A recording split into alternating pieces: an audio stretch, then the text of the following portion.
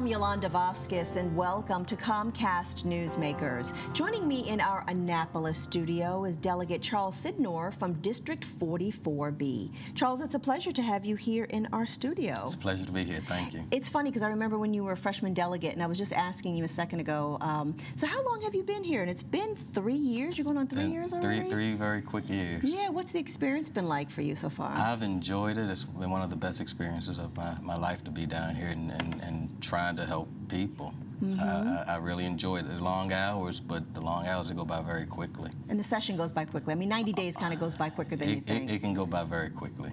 Let's talk about some of the bills that you plan on proposing. One of them is about cell site simulators. What exactly is that, and how are they used? Right, so cell site simulators are these kind of briefcase-sized devices that law enforcement uses to try to capture cell phone signals that come out from our cell phones so they can solve crimes. So what has happened back in 2015, the Baltimore Sun wrote extensively about the use of these cell site simulators in the Baltimore City area, and what it did, it captured or looked at the privacy rights of defendants who were caught because of it.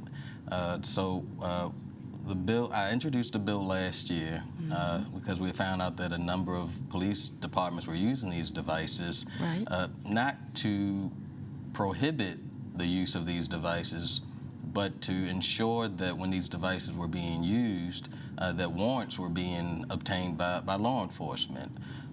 Last year, like I said, I introduced a bill. It received an unfavorable, but we spent the summer looking at the issue and talking about it, and so I'm coming back this year with some legislation to actually codify a judicial opinion from the Court of Special Appeals that went ahead and said that these are searches under the Fourth Amendment, therefore warrants or orders similar to warrants had to be used. Executed. Absolutely. What about the non-disclosure agreement portion of this? Right. That's the thing that's a little bit scary to me. So in order to use these cell site simulators, law enforcement had to enter into non-disclosure agreements with the Department of Justice. So what happened, in Baltimore City, you had probably close to 2,000 cases that have now had to be reviewed again because some of the defendants were captured because of these cell site simulators.